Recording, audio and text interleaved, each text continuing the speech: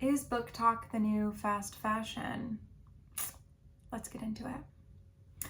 What is Booktok?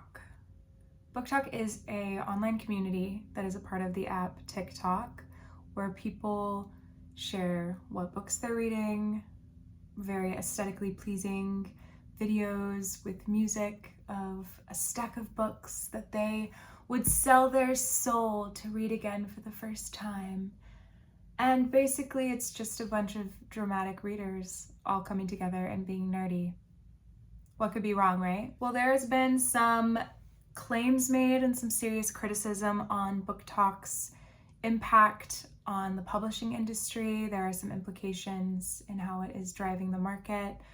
Booktok, from what I'm aware, kind of kicked off in 2020. If anyone knows the real origin story of Booktok, please let me know. I really want to know. But from all the research I've done, it just seems to have kind of exploded in 2020 when a little thing happened. I don't know if some people probably don't know about it, but we were all like in our house a lot, and so we were reading. And this like Booktok community just became this powerhouse driving sales. Specifically, a certain amount of authors were really pushed during 2020. Colleen Hoover. Now, some people have been able to be absolutely incredible in their creativity with TikTok. I really love watching all the things people come up with. TikTok being a visual medium with reading, which is a not visual medium.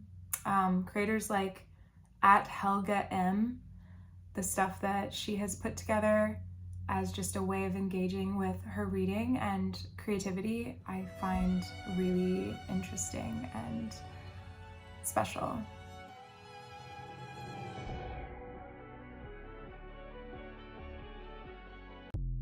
But at the end of the day, TikTok is a quantity over quality software. It recommends that you post at least once a day, but most people end up posting more in order to have any sort of visibility and to fight this algorithm, which has led creators in a decidedly slow hobby, such as reading. Creators have been led to kind of create any content that they can to kind of stay relevant. Understandable when you're trying to fight against this software that is kind of almost the antithesis of your hobby. So a lot of creators have taken to a trend called book hauls, which is essentially you buy either a handful or a stack of books, and then you just sort of like walk through the titles and the covers with your audience.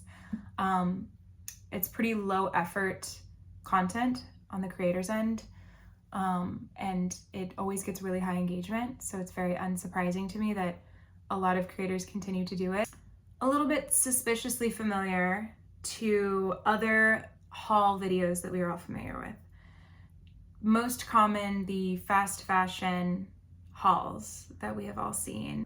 And I feel like, I don't know for certain, but my suspicion is that the book haul videos are what's ticked people off to make the connection of fast fashion and Booktok.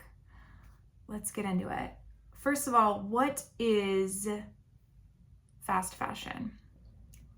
Fast fashion is a term used to describe the rapid production of inexpensive clothing by mass market retailers, aiming to bring the latest fashion trends from the runway to consumers as quickly as possible.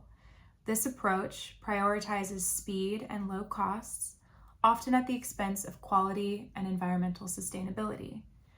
It leads to frequent new collections and encourages consumers to buy more items more often, contributing to overconsumption and waste. I think that the comparison of Booktok to fast fashion is a really interesting comparison.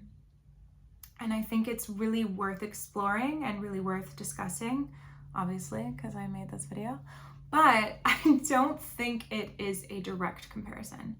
I think there are, the Venn diagram of Booktok and fast fashion, there is some overlap, but it is not a direct comparison on what Booktok is doing in the book consumption world. A little sort of like sidebar that I think is worth mentioning.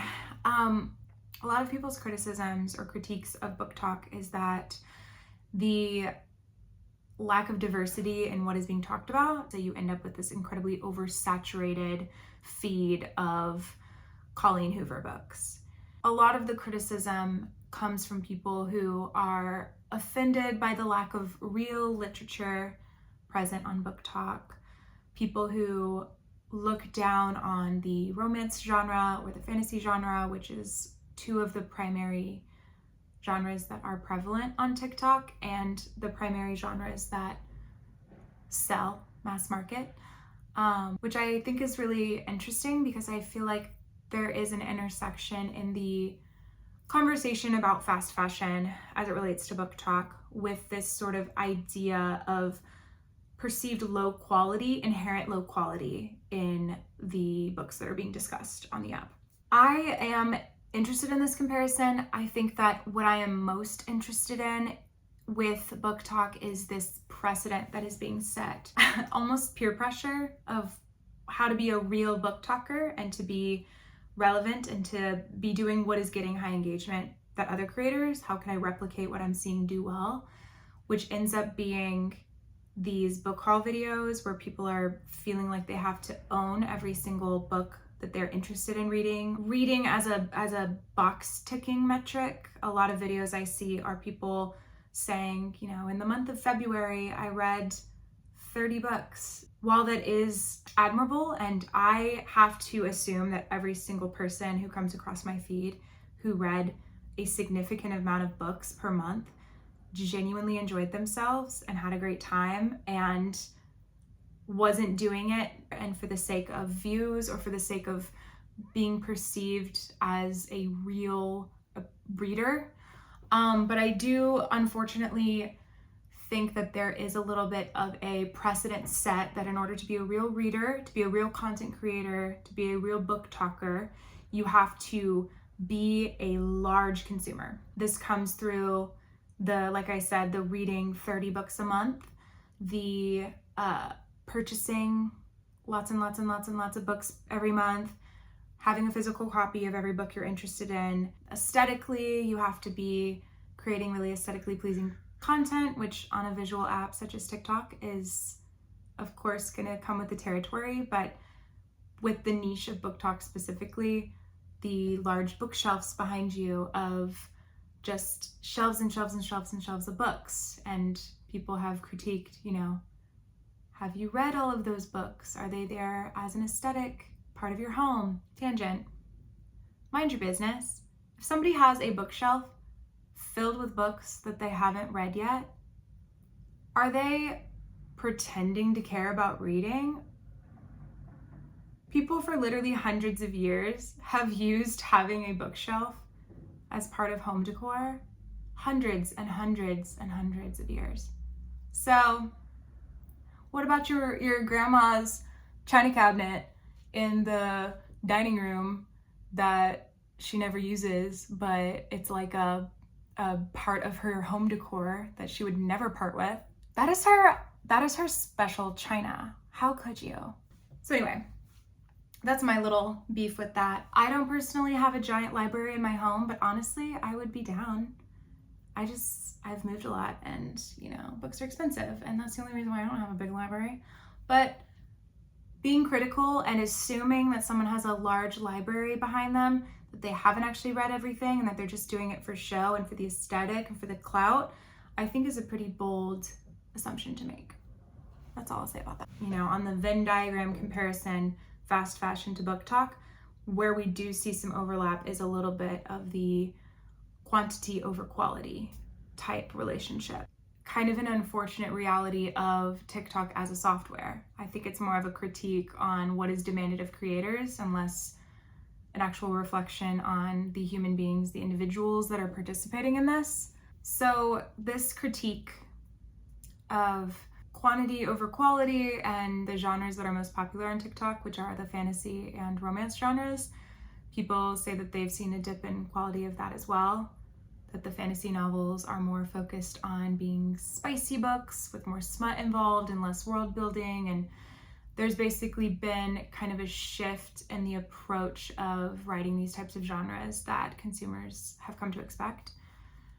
And the critique that these books have seen a dip in quality, I think, is really worth exploring.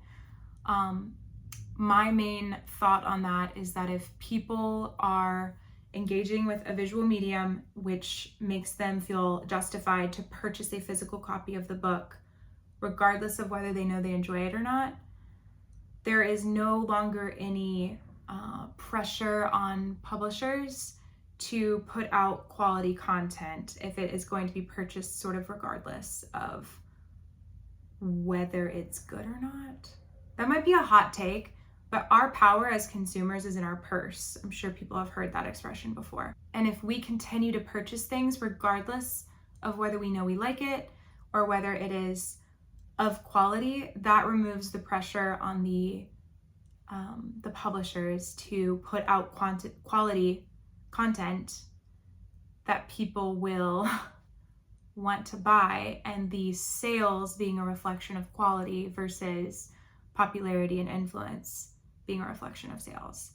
So that's my thought on that. I also think the people who are promoting these genres, romance, fantasy, and kind of promoting the books that are critiqued as not being real literature, I don't think I have ever seen a creator making a claim that this is like an incredible novel with so much merit to society. This is gonna like create social change and change the way we think about writing. I don't think anyone is making those claims. They're saying this is a book and a genre I enjoy and I'm having fun reading it. Other people are talking about it and I want to jump on the bandwagon. Here we go. And I think it is our job as consumers to be sort of privy to trends and a little suspicious of things that are often popular and not falling into the trap of buying something just because it's popular and assuming that that denotes quality, because unfortunately it very often doesn't, and this is not new. I think that this video is probably going to end up being a little scattered, but it is my first one, so I hope you can give me a little bit of grace. But I think overall what I am trying to say, what my thesis is, if you will, is that I don't think that Booktok and fast fashion are a direct comparison. I think that there is some overlap that I think should be explored and discussed and be in the back of our minds as consumers. But I think what I am more concerned about in the Booktok landscape is the precedent that is being set of this kind of rampant consumption and box ticking metric of, you know, reading 150 books a year, and all of that creating a community that is performative and produce quantity over quality. And I think it's a really good opportunity for all of us to kind of rethink the ways that we are engaging with book-related parasocial relationships and kind of check ourselves a little bit. Am I finishing this book that I'm not enjoying just because I want to check it on my Goodreads and have the opportunity to talk about it in social media? Am I pretending I read a book that I didn't read just because I want to have that content? Am I buying books that I maybe can't afford or shouldn't be buying right now just because I want to be able to have that physical thing for this like visual medium that I am creating content with? I mean, all of these things I think are really important to have some self-reflection and ask ourselves these hard questions. Am I consuming books in a quantity over quality way?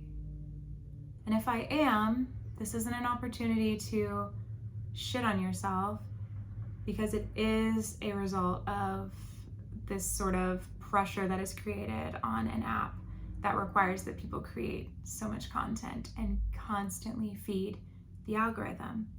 No one is to blame here. I just think it's important that there is discussion and reflection, and that we all take a minute and say, hey, what are we doing? What are we doing? What are we doing? What's happening? We all, hundreds of thousands of us, just bought a really shitty book. So now people are gonna think that this book is great when it's actually terrible. And there's no pressure being put on authors or publishing companies to give us good quality work because we're all buying it no matter what. Something to think about. Anyways, thank you for being here. Like I think I said before, this might be a little rough because it is my first video, but I really appreciate you watching. If you've stayed this long, please like this video. If you enjoyed it, please comment. I love reading comments and hearing people's thoughts. Very open to any constructive criticism or altering opinions. I'm the person who finishes a book and then immediately reads all the negative reviews if I enjoyed it, because I love hearing critique. So subscribe so that you don't miss any new videos, and yeah. Bye.